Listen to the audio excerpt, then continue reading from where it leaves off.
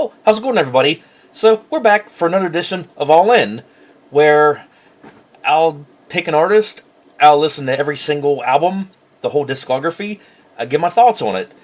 And so the band in question must have a minimum of 5 studio albums, and cover albums can count. I generally don't talk about acoustic or live albums unless most of the tracks are original in that form. So, I said last video that we're going to do something from Boston. That's right. So, we present Godsmack. So what we have here is 8 albums, 8 full studio albums, with their debut from 1998 all the way up to their latest album, Lighting Up the Sky, from 2023, so only 2 years ago. But from what I understand is they're still going to remain active in touring, but apparently they're not going to record any more studio albums. They're done with the studio. They're just going to focus on touring, apparently.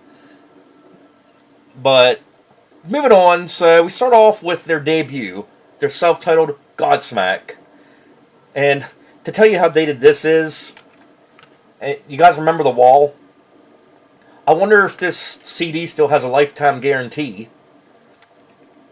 I highly doubt it.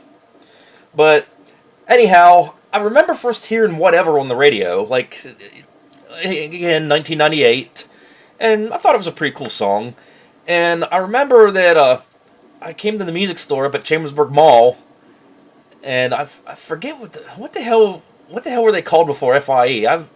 Damn, I'm having a brain fart here. Oh,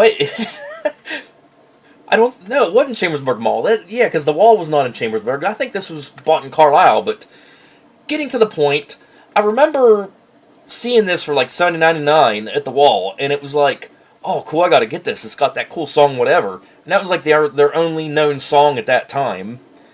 And I remember like I first heard this album, and I didn't really care for it at first. It was one of those that I listened to maybe once or twice at that time, and I shelved it. But as other singles off of this album got more and more popular, they kind of grew on me. So it's like, I better give this another chance. And from then on, I've loved the album ever since. But we start off with Moon Baby. Then, of course, their breakout song, Whatever. Then you got Keep Away, which was another good single. Time Bomb. Bad Religion, which is another good single. Immune. Someone in London. Get Up, Get Out. Now or Never. Stress. Situation. And another really popular one, Voodoo. And, yeah, like I said, very solid album. Love it. So then we move on to 2000. Just 2 years later, we get Awake. So here they start off with Sick of Life. Of course, the title track, Awake. Then you got Greed and Bad Magic. Both good singles. Then you got Going Down, Mistakes, Trippin', Forgive Me, Vampires, which is sort of like an instrumental. It's pretty cool. The Journey, which is another sort of instrumental. And then, or it's sort of like a, you got the Journey and Spiral, which is sort of like a, Journey is sort of like the intro to that. But here again, a good sophomore follow-up to that. Recommend it. Love it. And then we're moving on to Faceless, which is their third album in 2003. So they start off with Straight Outta Line, which it's Straight Outta Line. That's one of those beginning tracks that say, "Guess what? We're back, bitches." So then you have Faceless, title track. You got Changes, Make Me Believe, I Stand Alone, which was really good. Realign, another good one. Then you have I Fucking Hate You. It was not a single for obvious reasons, but a good song. You got Realizing the Demons, Dead and Broken, I Am, The Awakening, and they end it with Serenity, which Serenity is sort of like another Voodoo. You know, very last track, and it was a single, pretty popular. Not bad at all. And then, I think this was 2004, I believe. Now, okay, so this is an acoustic album, an acoustic EP, so many of you are going to say, no, this does not count, but since there's some original stuff on it, we'll just go ahead and talk about it. Why the hell not? So here we start off with Running Blind, which was original to this. And then they did a version of Realign, and then Touche, which is original to this. Then you got Voices, Keep Away. Then they do Spiral, and instead of a week, they call it a sleep, which is a pretty good way to title it. But, I mean, first time hearing them acoustic, it's pretty good, actually. So then we move on to their fourth album, 4.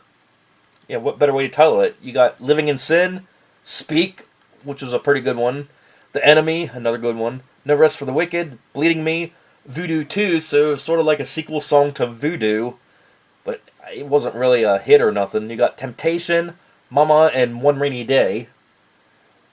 And it's kind of funny, like, I do my listening during work when I'm driving around from site to site, so that's kind of how I get all the time to listen to all this stuff. And ironically, it was pouring down rain when I heard One Rainy Day. I mean, it's actually fitting, I guess. But here again, another solid album. But no, they're not done yet. So here we have The Oracle. So here we are in 2010. We start off with Crying Like a Bitch, Saints and Sinners, War and Peace, Love, Hate, Sex, Pain. I kind of got a memory about that one. I'll come back to that. What If, Devil's Swing, Good Day to Die, Forever Shamed, Shadow of a Soul, and, of course, the title track, The Oracle. And kind of another thing they did here, they actually released Whiskey Hangover it's like a bonus track on this. And I remember it being released as a single about the time this was released and not included here, so I had to go back and download it. But getting back to my memory about the song Love, Hate, Sex, Pain, it was my brother's wedding day, and his best friend was best man. And his best friend, he's sort of like me a little bit, where, you know, like he's kind of like outspoken and, you know, does stuff at the wrong time, I guess. So we're preparing for the wedding, and we all met up with the pastor, and, you know, this is back when, like, you know, ringtones on your flip phone were popular. So as we're meeting up with the pastor discussing plans, his phone goes off and it goes, love, hate, sex, pain. And my brother got all pissed off. It was funny. Right in front of the pastor. Love, hate, sex, pain. Oh, yeah, I'll never forget that. But, yeah, here again, another good solid one. And then they do, not really an album, but you have Live and Inspired, which they released this in 2012. And it's a bunch of live tracks, and then I think it's a 2-disc set, if I'm not... Yeah, it is a 2-disc set. It's been a while since I've had this out. But disc 2 is basically all covers. So they do Rocky Mountain Way by Joe Walsh, Come Together by the Beatles, which was redone by Aerosmith, now redone by Godsmack. Then you got Time, which was Pink Floyd, and they end it with Nothing Else Matters by Metallica. And yeah, definitely pretty good covers. I also forgot to mention that back in 2007 they did a Greatest Hits compilation, and they covered Led Zeppelin's Good Times, Bad Times. So we move on. I believe this is 2014. Yeah, it is. So we have 1,000 Horsepower, and this is the last one I bought on physical. So we start off with the title track, which was a pretty good single off of this. You got FML, which you all know what that means. Something Different, What's Next, Generation Day, Locked and Loaded, Living in the Gray, I Don't Belong, Nothing Comes Easy, and Turning to Stone. And if you got the Best Buy version, like my buddy at work, Rob, did, you get the song Life is Good.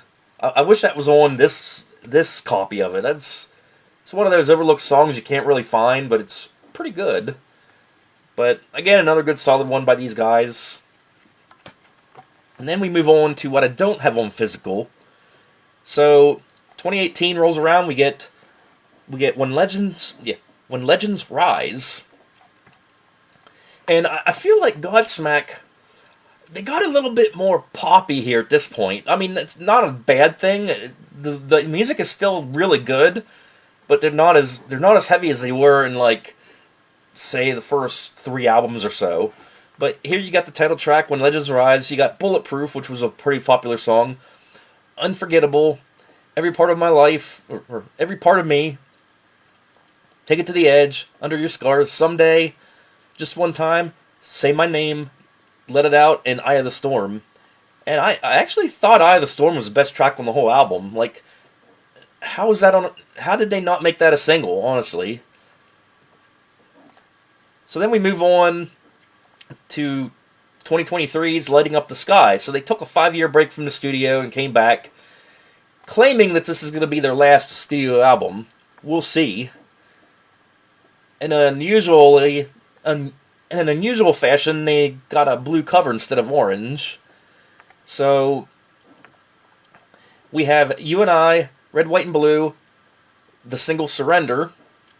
We have What About Me, Truth, Hell's Not Dead, Soul on Fire, Let's Go, Best of Times, Growing Old, and Light Up the Sky. And I think they really followed the same formula as the Legends album. You know, it was more, yeah, it was rock, but it wasn't really metal, you know what I mean?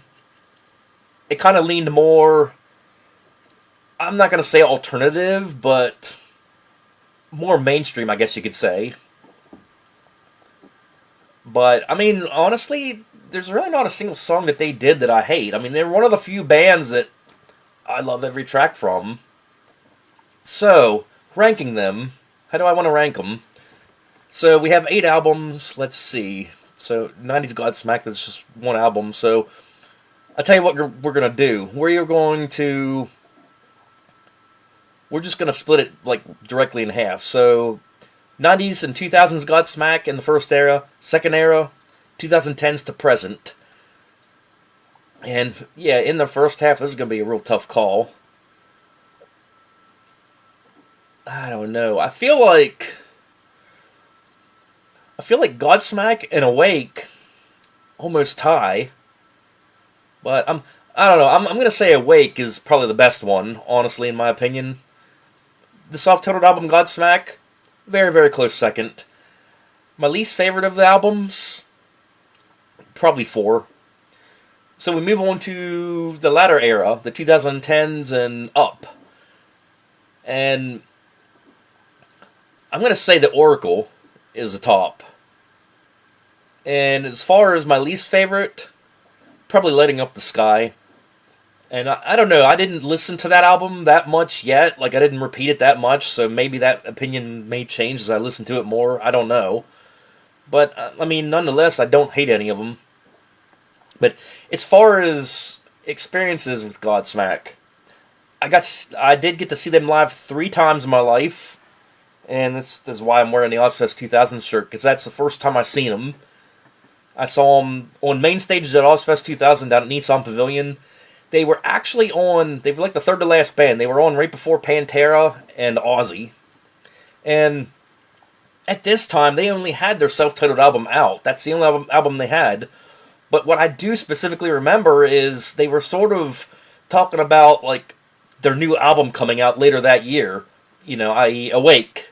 So they did something cool. They actually played the song Sick of Life from that album, you know, just to kind of give you a taste of it. And it was pretty good. I actually liked that song from the get-go when I heard it live. And then it was like 4 months later, they actually did drop that album. And what's really weird is that Sick of Life was not even a single or anything. I think it could have been, honestly.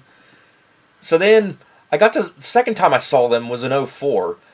Me, GMC, and our good buddy Graver, I mentioned him on the Metallica episode. Well, and I talked about this on the Metallica episode. We went and saw Metallica down at the MCI Center for... It wasn't the Summer Sanitarium Tour, that was the year before. But anyhow, yeah, Metallica came to the MCI Center, and Godsmack opened up for them in that show. And so this is where Godsmack, I feel, really came to form. Like, instead of having just one album, at this point they have had 3 albums, and they have, like, this signature drum solo they always do when they play live, like when they're kind of in the middle of their set. It's pretty cool. And the last time I saw him live was in 2015. Me and my fiance went to Chester, PA for the Rock Allegiance show in 2015, and they were on one of the main stages there. They were on before... They were on right before Five Finger Death Punch and Rob Zombie in that show. And there again, they didn't disappoint all those years later. So, will I see them live again? Who knows? And, yeah, and a person that I know from down in Moorfield who, he unfortunately deleted himself. I don't want to get into details about it, but he was actually a big Godsmack fan. Like, he actually had the sun symbol tattooed on him. So he was a bigger fan than I was. But yeah, rest in peace, buddy. That's sad. But yeah, Godsmack, definitely a good discography. Recommend checking out all their albums if you haven't already. So yeah, we're going to continue on with another band from sort of the same time era. So yeah, stay tuned and find out who it is.